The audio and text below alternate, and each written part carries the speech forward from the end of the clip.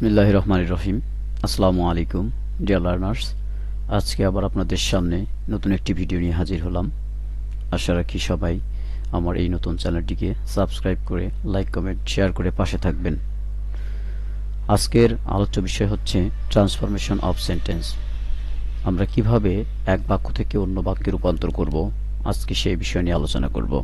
তো কথা না বাড়িয়ে চলে যাওয়া যাক মূল ভিডিওতে। সেন্টেন্স অর্থ অনুযায়ী 5 প্রকার, গঠন অনুযায়ী 3 প্রকার। আজকের আলোচ্য বিষয় হচ্ছে অর্থ অনুযায়ী 5 প্রকারের মধ্যে অ্যাসার্টিভ সেন্টেন্সটি। অ্যাসার্টিভ সেন্টেন্সটি হচ্ছে 2 প্রকার, একটা অ্যাফার্মেটিভ সেন্টেন্স, একটা নেগেটিভ সেন্টেন্স।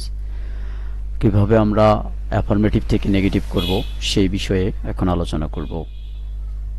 কোনো একটা সেন্টেন্সের শুরুতে যদি অনলি অ্যালোন থাকে, কোনো একটা সেন্টেন্সের মধ্যে যদি অনলি অ্যালোন থাকে, তাহলে নেগেটিভ করার সময় উক্ত অনলি অ্যালোন দ্বারা যদি ব্যক্তি বুঝায়, অর্থাৎ ব্যক্তির ক্ষেত্রে হবে নান বাট, আর বস্তুর জন্য হবে নাথিং বাট, এবং সংখ্যা বা কোনো পরিমাণ থাকলে সেখানে আমরা দেব নট মোর দেন বা নট লেস দেন। আবার যদি কোনো এক জায়গার মধ্যে দেখা যাচ্ছে যে এই যে উক্ত যে 3টি জিনিসের কথা বলা হয়েছে, এই উক্ত 3টি জিনিস যদি 3টা জিনিসের মধ্যে যে কোনো একটি থাকে, তাহলে আমাদেরকে অ্যাফার্মেটিভ করতে বললে আমরা এইগুলো উইথড্র করে দিয়ে অনলি বা অ্যালোন ইউজ করব। উদাহরণের মাধ্যমে জিনিসগুলোকে আরো ক্লিয়ার হওয়া যাক। এখানে দেখা যাচ্ছে যে অনলি রয়েছে, তো অনলির পরে দেখো গড দেখানো হয়েছে, তাহলে only god can help us. তাই এখানে আমরা গডের পরিবর্তে আমরা এখানে দিয়েছি যে অনলি উঠাই দিয়ে নান বাট দিয়েছি, এবং বাকি অংশ যা আছে সবকিছু ঠিক রয়েছে। এখানে দা রোস্ট দেওয়া আছে, এই দা রোস্ট শব্দটি হচ্ছে একটা নেগেটিভ, এবং তার সামনে রয়েছে হচ্ছে only.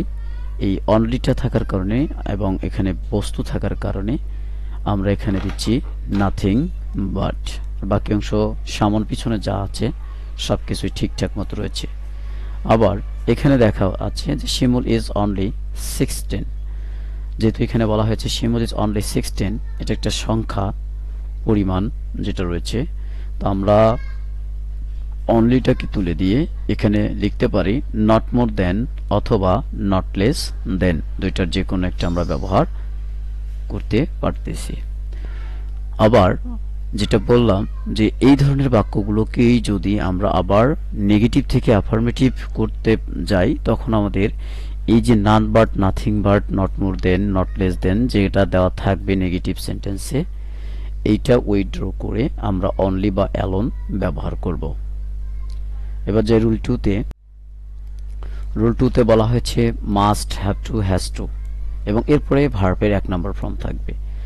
Must, have to, has to এগুলো হচ্ছে মডাল ভার্ব, আর এই মডাল ভার্বের পরে ভার্বের 1 নম্বর ফর্ম সবসময় থাকবে। তো আমরা যখন এটাকে নেগেটিভ করতে যাব, নেগেটিভ করার সময় ক্যান নট বাট যদি দেই তাহলে ভার্বের বেস ফর্ম ইউজ করব, আর যদি ক্যান নট হেল্প দেই তাহলে ভার্বের সাথে আইএনজি দেব। কোন ভার্ব? এই যেখানে যে ভার্বটা দেওয়া থাকবে এই ভার্বটা 1 নম্বর ফর্ম হিসেবে যেহেতু থাকবে, তাই আমরা চাইলে যদি বাট ইউজ করি তাহলে যে ভার্ব রয়েছে এই ভার্বের কোনো পরিবর্তন করার দরকার নেই। আর যদি দেখা যাচ্ছে যে আমাদের এখানে আমরা হেল্প দিয়েছি, মানে দেখা যাচ্ছে এখানে বাটের জায়গায় আমরা হেল্প দিয়েছি, হেল্প দিলে তখন আমাদের এখানে আইএনজি যুক্ত করতে হবে। আবার যদি কোনো একটা নেগেটিভ সেন্টেন্স এরকম দেওয়া থাকে যে ক্যান নট বাট প্লাস ভার্বের বেস ফর্ম অথবা ক্যান নট হেল্প প্লাস ভার্বের সাথে যদি আইএনজি দিয়ে দেয়, তাহলে এটাকে অ্যাফার্মেটিভ করতে বললে আমরা এইগুলো বাদ দিয়ে জাস্ট আমরা মাস্ট, হ্যাভ টু বা হ্যাজ টু যে কোনো একটা নিয়ে ভার্বের বেস ফর্ম ইউজ করব। উদাহরণের সাহায্যে ক্লিয়ার হওয়া যাক। You have to submitted the report today. এখানে হ্যাভ টু রয়েছে এবং এখানে যে ভার্ব রয়েছে সাবমিট, এই সাবমিটটা হচ্ছে ভার্বের 1 নম্বর ফর্ম। তো আমরা দেখতে পাচ্ছি এখানে ক্যানট বাট এটা অবস্থিত রয়েছে, এটা হ্যাভ টুটা উঠে গিয়ে এটা আসছে, এবং সাবমিটের জায়গায় সাবমিট রয়েছে, সাবমিট কোনো পরিবর্তন হয়নি, আর বাকি অংশ যা ছিল তাই। আমরা চাইলে এটাও করতে পারতাম, এই বাটের জায়গায় আমরা হেল্প দিয়ে সাবমিটের সাথে আইএনজি যুক্ত করতে পারতাম। রুল 3 তে বলা আছে হ্যাড টু প্লাস ভার্বের বেস ফর্ম থাকলে কুড নট হেল্প প্লাস ভার্বের সাথে আইএনজি অথবা কুড নট বাট প্লাস ভার্বের বেস ফর্ম ইউজ করব। এই কথায় আগে যে রুলস ছিল ওই রুলস আর হচ্ছে এই রুলস একই রকম। এখানে must have to has to থাকবে আর এখানে হচ্ছে হ্যাড টু থাকবে। এখানে যে যেগুলো আছে সাধারণত এগুলোকে প্রেজেন্ট ফর্ম হিসেবে ধরা হয়, আর এই জায়গার মধ্যে যেটা বসেছে এটাকে সাধারণত পাস্ট ফর্ম হিসেবে ব্যবহার করা হয়। যখন আমরা এটাকে প্রেজেন্ট ধরবো তখন কিন্তু এই জায়গার মধ্যে প্রেজেন্ট ফর্ম থাকবে, আর যখন আমরা এখানে এটাকে পাস্ট ধরবো তখন কুড ক্যানের পাস্ট কুড আনতে হবে। বাকি অংশগুলো একই রকম পরিবর্তন, তাই এটার উদাহরণগুলো আলোচনা করতেছি না, দেখে নিন। একই রকম বোথ ডট ডট অ্যান্ড অথবা বিসাইডস রয়েছে, তাহলে আমরা জানি যে এই বোথ ডট ডট অ্যান্ড এর বাংলা হচ্ছে উভয়। যেহেতু একই রয়েছে তাই বিসাইডস মানে হচ্ছে একই থাকবে বা পরিবর্তে থাকবে। আমরা এটাকে যখন নিয়ে চেঞ্জ করব, নেগেটিভ করব, তখন এই বোথ উঠে গিয়ে হবে নট অনলি, অ্যান্ড উঠে গিয়ে হবে বাট অলসো।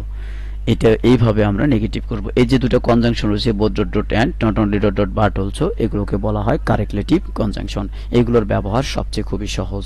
এরা যেখানে একটা বসবে সেখানে অবশ্যই বাকি পরের অংশটি গিয়ে বসবে। দেখতে পাচ্ছি এখানে both take 5 wickets and he scores 100 in the last match. তাহলে এখানে বোথ বসেছে, এখানে আবার অ্যান্ড বসেছে, খেয়াল রাখতে হবে। এখানে বোথ আর এখানে কি রয়েছে, অ্যান্ড রয়েছে, কাজেই এই দুইটাই আমাদেরকে পরিবর্তন করার পালা। তো এখানে হিটা আগে নিয়ে আসছে আমরা, কেননা শুরুতে যদি হি না দেই তাহলে কিন্তু সেন্টেন্সটা হচ্ছে না।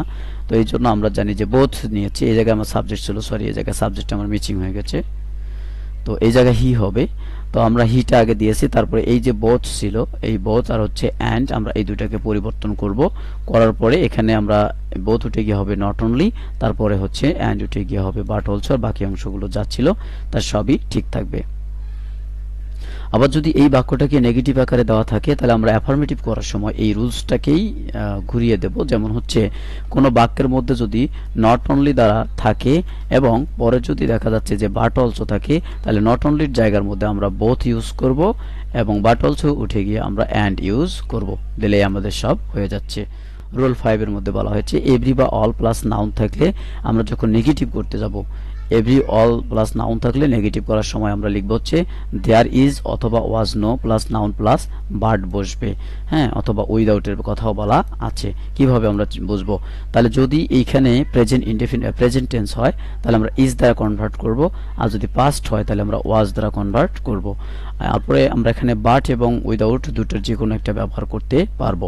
আবার যদি দেখা যাচ্ছে এই বাক্যটাকে দেয়ার ইজ নো অথবা দেয়ার ওয়াজ নো, এইগুলো দিয়ে যদি নেগেটিভ করাই থাকে, আমরা যখন অ্যাফার্মেটিভ করতে বলবে তখন এইগুলো উইথড্র করে দিয়ে আমরা এভরি বা অল ইউজ করব, এভরি বা অল ব্যবহার করব। যেমন every girl has a mother inside, এটাকে নেগেটিভ করতে বলছে, তো আমাদের চেঞ্জ করার পর হচ্ছে এভরিটা চেঞ্জ করব। এভরিটা চেঞ্জ করার পর আমরা কি দেবো, দেয়ার ইজ নো। এখানে গার্ল হচ্ছে নাউন, তাই এখানে গার্ল বসেছে। আমরা এখানে যে উইদাউটটা ব্যবহার করেছি, চাইলে আমরা উইদাউটের পরিবর্তে কিন্তু বাটও ব্যবহার করতে পারি। আবার এখানে বলা হয়েছে যে এভরিবডি ওয়ান্টস ফ্রেন্ডস, অর্থাৎ সবাই চায় যে বন্ধু থাকুক। তাহলে এখানে বলছে যে দেয়ার ইজ নো বডি, এখানে যে বডি যুক্ত আছে এই বডিটা হচ্ছে একটা নাউন, এরপরে বাট হয়েছে, তারপরে ওয়ান্টস এ রয়েছে, ফ্রেন্ডস এ রয়েছে। এবার রুল নাম্বার 7 এর মধ্যে আবার আমরা একটা কারেক্টলেটিভ কনজাংশন দেখতে পাচ্ছি। তো এখানে আছে কি যে এখানে আছে টু ডট ডট টু। এখন টু ডট ডট টু বলতে বোঝাচ্ছি এখানে টু এর আগে সাবজেক্ট থাকবে, ভার্ব থাকবে, তারপরে টু বসবে, তারপরে একটা অ্যাডজেক্টিভ থাকবে, তারপরে হচ্ছে একটা টু বসবে, এরপরে কিন্তু একটা ভার্ব থাকবে বা আদার্স ওয়ার্ড কিছু থাকতে পারে। আমরা এটাকে যখন পরিবর্তন করব অর্থাৎ চেঞ্জ করব, তখন আমরা এইগুলোর পরিবর্তে এই যে টু ডট ডট টু যেটা রয়েছে এইটার পরিবর্তে আমরা হচ্ছে এই যে টু এর জায়গায় হচ্ছে ছো ইউজ করব, আর এই টু এর জায়গায় হচ্ছে দ্যাট ইউজ করব। মনে থাকবে কি করব, এই যে টু আছে এই টু এর জায়গায় আমরা সো ইউজ করব, আর এখানে যে টু আছে এই টু এর জায়গায় আমরা দ্যাট ইউজ করব। তারপরে একটা প্রথমে যে সাবজেক্টটা ব্যবহার করা হবে এই অংশে, এই সাবজেক্টটা এখানে আবার আসবে। তারপরে টেন্স ও পার্সন অনুযায়ী ক্যান নট বা কুড নট বসে বাকি অংশ বসবে। এখানে ক্যান নট কেন বলা হয়েছে, যদি এই অংশটা প্রেজেন্ট টেন্সে থাকে তাহলে এখানে ক্যান নট হবে, আর যদি এই অংশটা পাস্ট টেন্সে থাকে তাহলে এটা কুড নট হবে। উদাহরণের মধ্যে দেখা যাক, he is too weak to go. তাহলে এখানে যে এই যে টুটা আছে, এটা যখন নেগেটিভ করব তখন সো হয়ে গেছে। আবার যখন এই যে টু আছে, এটাও কিন্তু নেগেটিভ করার সময় দ্যাট হয়ে গেছে। তারপরে পূর্বের সাবজেক্ট ছিল হি, এখানে এই যে হি ছিল তাই এখানে হি আসছে। যেহেতু এটা একটা প্রেজেন্ট টেন্স তাই এটা হয়ে গেছে ক্যান নট, আর বাকি অংশ যা ছিল তাই রয়েছে। সেম ওয়েতে এটাও করা রয়েছে, দেখে নেবেন। আমরা যদি চাই, যদি এখানে দেখা যাচ্ছে ক্যান নট বা কুড নট বসেছে, বসার পরে যদি বাকি অংশ বসে পূর্বের সাবজেক্ট থাকে, আমরা যদি এটাকে আবার অ্যাফার্মেটিভ করতে চাই তাহলে হচ্ছে আমাদের কাজগুলো কি করতে হবে, এই যে সো আছে এটা বাদ দিয়ে আমরা টু লিখবো, দ্যাট বাদ দিয়ে আমরা হচ্ছে টু লিখবো, আর এই যে হি ক্যানট রয়েছে এই অংশটা বাদ গিয়ে হচ্ছে গো এর জায়গার মধ্যে থাকবে। এবার দেখতে পাচ্ছি রুল নাম্বার 8। রুল নাম্বার 8 এর মধ্যে বলা আছে যে অ্যাজ সুন অ্যাজ যুক্ত অ্যাফার্মেটিভ সেন্টেন্সকে নেগেটিভ করার সময় আমরা অ্যাজ সুন অ্যাজ এর পরিবর্তে নো সোনার হ্যাড ইউজ করব। কি ইউজ করব? No sooner had. তারপরে কমার পূর্ব পর্যন্ত অপরিবর্তিত অবস্থায় রাখবো, এবং যেই ভার্বটি এখানে দেওয়া থাকবে অ্যাজ সুন অ্যাজ এর সাথে যে ভার্বটি দেওয়া থাকবে ওই ভার্বটি আমরা থার্ড ফর্মে নিয়ে আসবো। যদি দেখা যাচ্ছে যে এই অংশের মধ্যে ভার্বটা আমাদের 1 নম্বরে আছে তবু এখানে 3 নম্বর আসবে, যদি এখানে 2 এ থাকে তবু এখানে 3 আসবে, যদি এখানে 3 এ থাকে তবু আমাদের এখানে 3 আসবে। কমার পরিবর্তে দেন বসাবো এবং বাকি অংশ বসাবো। এখানে বলা আছে যে as soon as the bell rang the students went out, অর্থাৎ নেগেটিভ করতে বলছে। আমরা বলেছি যে as soon as টাকে পরিবর্তন করে আমরা কি নেব, no sooner had নেব। এখানে rang রয়েছে, ভার্বের V2 রয়েছে। আমরা জানি যে এখানে ভার্বের কিন্তু V3 নিয়ে আসতে হবে। হ্যাঁ, ওখানে V2 থাক আর V1 থাক, এই জায়গার মধ্যে V2 থাক আর V1 থাক, আমরা এইটার পরিবর্তে কি নিয়ে আসবো, V3 নিয়ে আসবো। তারপরে এই যে কমা রয়েছে, কমাটার পরিবর্তে দেন ইউজ হবে। তারপর স্টুডেন্ট ওয়েন্ট আউট, এদিকে পাস্ট টেন্স করাই আছে, এখানে পাস্ট টেন্সের অত অবস্থায় থাকবে, এদিকে কোনো পরিবর্তন করার দরকার নাই। আবার যদি এই বাক্যকে নেগেটিভ রত অবস্থায় থাকে, যেমন হচ্ছে নো সোনার হ্যাড দ্বারা শুরু হয়েছে, দ্য রেইন স্টপ, যেটা এখানে V3 রয়েছে, এখানে দেন রয়েছে, এমন ধরনের থাকলে আমরা যখন এটাকে যখন অ্যাফার্মেটিভ করতে যাব তখন এই নো সোনার হ্যাডটা উঠে গিয়ে হবে অ্যাজ সুন অ্যাজ, তারপরে এইদিকে সাবজেক্ট যেগুলো ছিল তাই থাকবে। আর এখানে দেখুন যাওয়া আছে এই যে দেন ছিল, এই দেনটার পরিবর্তে এখানে কমা হবে, তারপরে হবে দ্য গেম স্টার্টেড। 9 এর মধ্যে বলা আছে যে পজিটিভ ডিগ্রি সাধারণত নেগেটিভ থাকে। পজিটিভ যে ডিগ্রিটা থাকে এটা কিন্তু সাধারণত নেগেটিভ রত অবস্থায় থাকে। একে আমরা কিন্তু কম্পারেটিভ করে অ্যাফার্মেটিভ করব। এখানে দুইটা নাউন প্রোনাউন থাকবে। এখানে একটা প্রথমে বলা আছে যে শেষের নাউন প্রোনাউন, তারপরে আছে ভার্ব, তারপরে আছে অ্যাডজেক্টিভ অর্থাৎ কম্পারেটিভ ফর্ম থাকবে, তারপরে দেন থাকবে, তারপরে এনি আদার থাকবে, এবং এখানে আরো একটি নাউন প্রোনাউন থাকবে, এটা হচ্ছে কি বলা হয়েছে, NP1। তো আমরা এখন দেখতে পাচ্ছি এখানে প্রথমেই কিন্তু শুরু হয়েছে যে no other girl in the classes is as beautiful as Tania.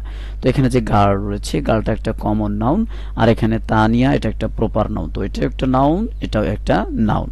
তো আমরা যখন এটা চেঞ্জ করব, চেঞ্জ করার সময় এখানে বলা আছে যে শেষের যে নাউন প্রোনাউনটা আছে ওইটা আগে আসবে। তার এখানে তানিয়াক দিয়ে শুরু করব। তানিয়াক দিয়ে যখন শুরু করলাম এখানে দেখতে হবে ভার্ব কোথায় আছে, এই যে ইজ আছে, এখানে যেই ভার্বটা থাকবে সেই ভার্বটাই কিন্তু এই জায়গার মধ্যে আসবে। তো আমরা এখানে ভার্বটা দিয়ে দিলাম। তারপর বলা হয়েছে অ্যাডজেক্টিভের কম্পারেটিভ ফর্ম। তো এখানে দেখা যাচ্ছে বিউটিফুল, এখানে বিউটিফুল মানে হচ্ছে সুন্দর, এটা একটা অ্যাডজেক্টিভ, কিন্তু এইটার আগে আমাদেরকে একটু তুলনা করতে হবে এটা কত সিলেবেল বিশিষ্ট। এই যে সিলেবেল বলতে শব্দাংশ বোঝায়, এটা নিয়ে আমি পরবর্তীতে কোনো ক্লাসে আলোচনা করব। তো এই শব্দাংশ এখানে কয়টি রয়েছে, এটা হচ্ছে 3টি। বিউটিফুল 3টা রয়েছে। কয়টি আছে এখানে? 3টা। তারপর হচ্ছে ফুল, এই 3টা রয়েছে। এই 3টা থাকার কারণে আমরা এখানে মোর দিলাম। যদি মানে এক কথায় একের অধিক সিলেবেল থাকলে এখানে মোর অথবা মোস্ট ব্যবহার করা হয়। তারপরে এখানে সূত্র অনুযায়ী আমাদের দেন বসছে এবং এখানে এনি আদার আসছে, তারপরে নাউন প্রোনাউন যে প্রথমে ছিল ওইটা এখানে বসে, তারপরে বাকি অংশ এখানে বসে আমরা নেগেটিভ করে দিয়েছি। রুল 10 এর মধ্যে বলা হয়েছে যে সামটাইমস যুক্ত অ্যাফার্মেটিভ সেন্টেন্সকে নেগেটিভ করার সময় নট অলওয়েজ বসবে। এটা সবচেয়ে খুবই সহজ একটা নিয়ম এই চেঞ্জিং সেন্টেন্সের অ্যাফার্মেটিভ টু নেগেটিভের মধ্যে।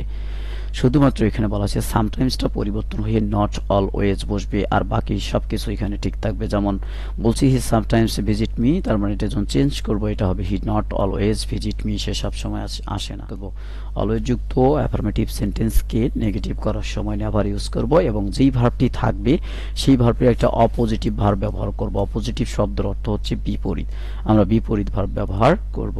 যেমন এখানে বলছে he is always absent in the class, অর্থাৎ অলওয়েজ এখানে যুক্ত হয়েছে আর এখানে অ্যাবসেন্ট রয়েছে। আমরা অলওয়েজের পরিবর্তে এখানে নেভার ইউজ করব, আর অ্যাবসেন্টের পরিবর্তে আমরা এর বিপরীত শব্দ দেব, সেটা হচ্ছে একটা প্রেজেন্ট।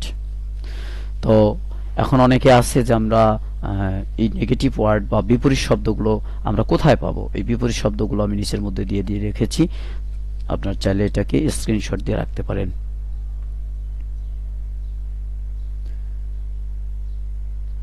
তো আজকের ক্লাস এই পর্যন্তই। সবাই ভালো থাকবেন, সুস্থ থাকবেন, দেখা হবে নতুন আরেকটি ভিডিও নিয়ে। সবাইকে আবার সালাম, আসসালামু আলাইকুম রহমতুল্লাহ।